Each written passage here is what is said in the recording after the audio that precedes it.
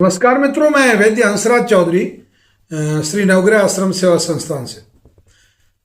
आज मैं एक बहुत तार्किक बात करने वाला हूं और बहुत महत्वपूर्ण बात करने वाला हूं। वो बात यह है कि आप किसी भी एआई टूल पे जाइए, चाहे चैट जीपीटी पे जाइए, चाहे ग्रॉक पे जाइए, चाहे और भी जैसे जितने भी चैट जीपीटी के या और भी जितने एआई के प्लेटफॉर्म्स है, तो उनको जो ही आप उनसे कैंसर के बारे में बात करते हैं तो वो कहते हैं कैंसर बहुत खतरनाक बीमारी है, बहुत घातक बीमारी है, बहुत जानलेवा बीमारी है, और कैंसर के लिए कीमो करवाइए, इम्यूनोथेरेपी करवाइए, सर्जरी करवाइए, इवन और बहुत सारी तरह की वो थेरेपी।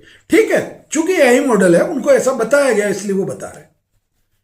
अभी भारत सरकार ने और भारत सरकार का जो आयुष मंत्रालय है, इन सब ने मिलकर और खासतौर से दूसरे देशों में भी जो परंपरागत चिकित्सा पद्धतियां हैं, उन परंपरागत चिकित्सा पद्धतियों वालों ने सबने, जिसको कि इंटीग्रेटेड प्रोग्राम बोलते हैं, हालांकि इंटीग्रेटेड में एलोपैथी भी शामिल है। इंटीग्रेटेड शब्द जहां आ गया तो उसमें एलोपैथी भी है, नेचुरोपैथी भी है, आयुर्वेदा भी है, सिद्धा भी है, योगा भी है, सिग्बा भी है, जितनी भी पद्धतियां हैं करीब करीब सबने मिलकर यह तय किया है कि कहीं ऐसे कैंसर है। मैं आपको एग्जाम्पल बता रहा हूं, जो थायराइड कैंसर है, थायराइड कैंसर से किसी पेशेंट की जान नहीं जाती, इतना सिंपल कैंसर है।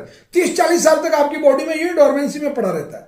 प्रोस्टेट कैंसर कई सालों तक आपके शरीर में पड़ा रह जाता, 50-60 साल तक पता ही नहीं चलता, और 60 साल से ज्यादा उम्र वाले लोगों में तो हर दूसरे तीसरे आदमी को पीएसए बढ़ा हुआ आता है, और चूंकि वो मार्कर टेस्ट है वो थोड़ा बढ़ा हुआ आता है तो उसको कैंसर की श्रेणी में गिन लिया जाता है। ऐसे ब्लड कैंसर के कई ऐसे रूप हैं जो बहुत इजी वे में, अगर उनको नेचुरल अच्छी डाइट दी जाए या बहुत थोड़ी सी भी मेडिसिन दी जाए, चाहे वो एलोपैथी से भी दी जाए। और मैं एक बात कह रहा हूं, एलोपैथी की मेडिसिन के साथ साथ में अगर आयुर्वेद की मेडिसिन दी जाए, या मैं यूं कहूं कि श्री नवग्रह आश्रम सेवा संस्थान का जो पैटर्न है, क्वाथ और स्वरस दिया जाए, उसको अरे पत्तों का जूस दिया जाए और काढ़ा बना के दिया जाए, उसको हल्दी करक्यूमिन दिया जाए, उसको अगर ये औषधियां दी जाती है तो वो बहुत जल्दी ठीक होता है। मतलब यानी कि जो 2 साल में ठीक होना वो साल भर में ठीक हो जाता है। तो क्या तकलीफ है, क्यों डराया जाए लोगों को, क्यों लोगों को ऐसा कहा जाए कि कैंसर जानलेवा बीमारी है, कैंसर बहुत घातक बीमारी है, जबकि सच्चाई ये है कि खुद डब्ल्यूएचओ इस बात को कहता है, कई कैंसर के बड़े बड़े जो रिसर्च सेंटर है वो इस बात को कहते हैं कि सभी कैंसर एग्रेसिव नहीं है। केवल मैं ईमानदारी से बात कर रहा हूं, रिसर्च बेस्ड बात कर रहा हूं, केवल अधिकतम 10% कैंसर घातक है, और बाकी ईमानदारी से अगर इसका मूल्यांकन करें तो 5% कैंसर जो है वो इतने घातक होते हैं, और वो होते ही बहुत। अब जैसे एक उदाहरण बताऊं मैं, स्किन कैंसर, चमड़ी का, दुनिया के केवल 25% हिस्से में होता है, पूरी दुनिया के 25% हिस्से में, 75% हिस्से में तो आज दिन तक इसको स्किन कैंसर नहीं हुआ ही नहीं, उदाहरण ही नहीं मिलता आपको कहीं। तो आपको मतलब जो तथ्य है, तो मैं इस वीडियो के माध्यम से जितने लोग आयुर्वेद पे काम कर रहे हैं, या जितने लोग एलोपैथी में काम कर रहे हैं, या जितने लोग नेचुरोपैथी में काम कर रहे हैं और पर्टिकुलर कैंसर पे काम कर रहे हैं, तो हिम्मत की बात कीजिए, समझदारी की बात कीजिए, और पेशेंट का हौसला बढ़ाने की बात कीजिए।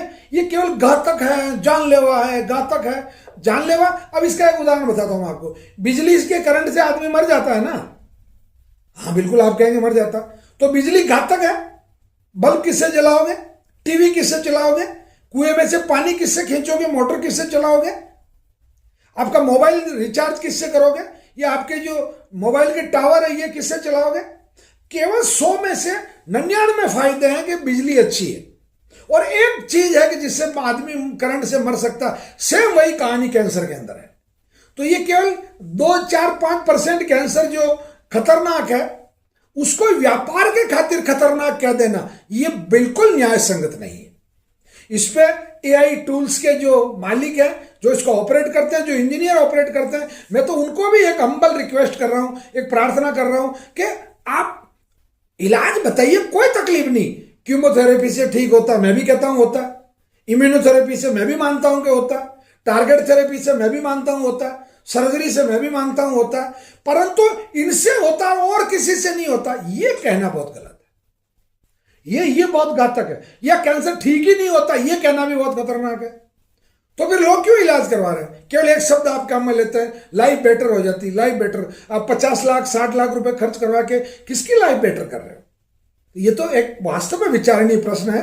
आप आयुर्वेद को भी उतना ही महत्व दीजिए जितना एलोपैथी को दे रहे हैं, और जो पैथी आपको सूट करती है, जिस पैथी से आपको फायदा होता है वो पैथी लेना चाहिए।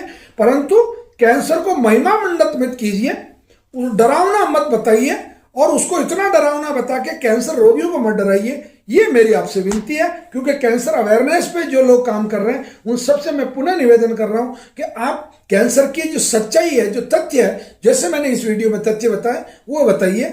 और इतना होने के बाद में भी अगर आपको कोई प्रॉब्लम है तो आप शनिवार अथवा रविवार को श्री नवग्रह आश्रम सेवा संस्थान पर आइए। हम कैंसर के बारे में पूरे 2 घंटे तक आपको जानकारियां देते हैं। हम किसी पैथी के खिलाफ नहीं है, हम सभी पैथियां एक जैसी है, और अगर सब मिलके हम काम करें तो फिर एक और एक 11 बन जाएगा। जांचें तो एलोपैथी से ही करवा रहे हैं ना हम लोग। और एलोपैथी कौन सी बुरी साइंस है भाई, वो भी विज्ञान है, उससे भी लोग ठीक हो रहे हैं। परंतु दोनों अगर साथ चले, दोनों मिलके अगर 20-20 किलो वजन उठाएं तो 40 किलो वजन उठाया जा सकता है। और 40 किलो वजन उठा के, यानी कि दोनों तरफ से अगर प्रयास किए तो अच्छे परिणाम आ सकते हैं। धन्यवाद, नमस्कार।